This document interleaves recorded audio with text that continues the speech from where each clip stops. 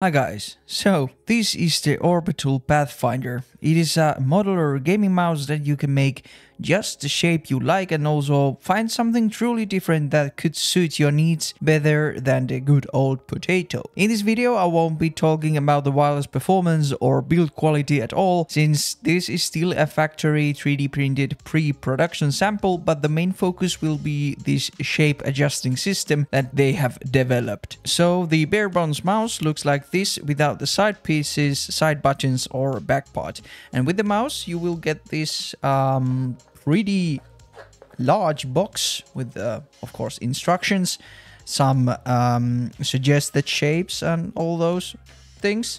And then you get a wide variety of different parts that you can use to customize your mouse the way you want. For the side buttons, you have 3 different widths to choose from depending on the width of your configuration, and they just slot into the mouse like this. For the left side pieces, you will have 4 to choose from: latch, claw, pinch and average, and from these my favorite has been the pinch, since it offers some nice thumb control. The average has a very uniform slight concave that really doesn't force your thumb in any place. Claw has a thicker back part, and latch is very concaved for those who like to use their thumb to pull back on their mouse a lot. For the right side, things start to look a bit more wild with all these crazy grooves and prongs, but how they feel in use is actually very surprising. There is this very safe right hand piece labeled R for right, which suits a tilted ergonomic oriented grip. Then they have this X labeled for extra claw that has a very aggressive claw focused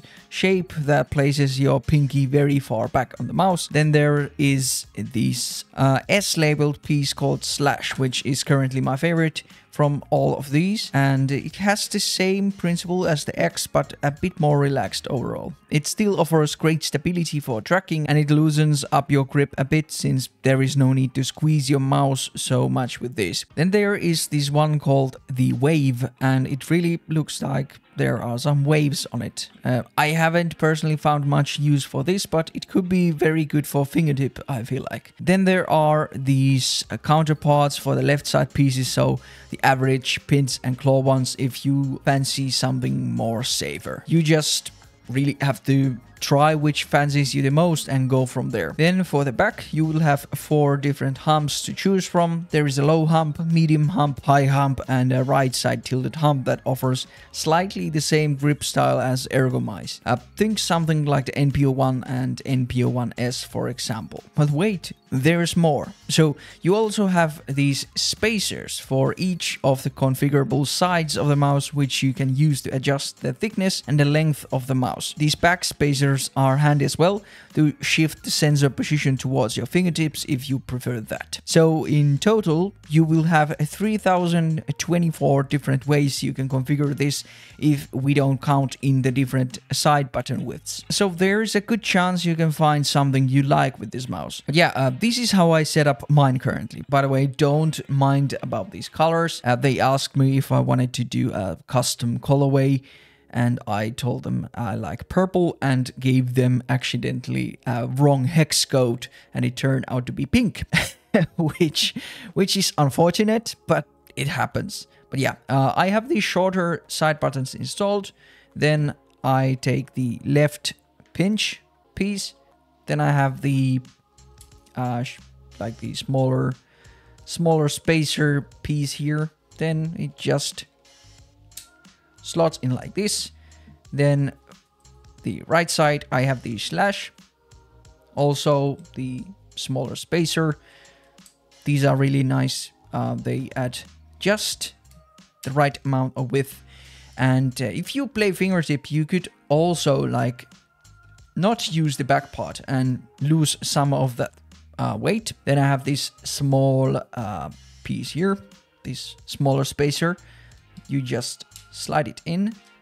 It doesn't really stay in place, but then you will have this high hump that I like to use, and then just slot it in, and voila, this is your mouse. And this shape offers me a really nice stability with the higher hump, and also this slash piece that lets me pull back on the mouse to achieve great stability for tracking and clicking and everything without the need of actually squeezing the mouse. So it loosens up my wrist a lot, and I found this shape to be really good in Apex for like very accurate tracking and everything. So yeah, I really like this shape.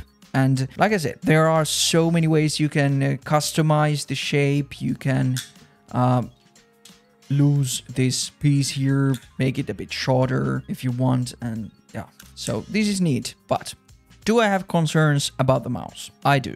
And the main thing is how good the build quality is gonna be on the finished release, since all I have seen currently are the 2 iterations of these 3D prints that have some very flexible properties and very nasty creaking. With this adjustable shape system, there are a lot of moving parts on the mouse, which usually mean some nasty creaking and flexing. So I really hope they manage to make the final product very solid. I am not too concerned about the wireless performance, and the finalized product should come with a 3950 sensor and a Nordic MCU, so pretty much top of the line specs, and according to them, they also have made some firmware tweaking to get some lower latency numbers. The weight is also gonna be really nice. I think it's gonna be in the ballpark of 55 grams to 60 grams with all configurations in the finalized product, but these details I cannot really confirm yet, since yeah, I haven't seen the final product. The switches they are using are Omron opticals, and they feel very nice even on this pre-production unit.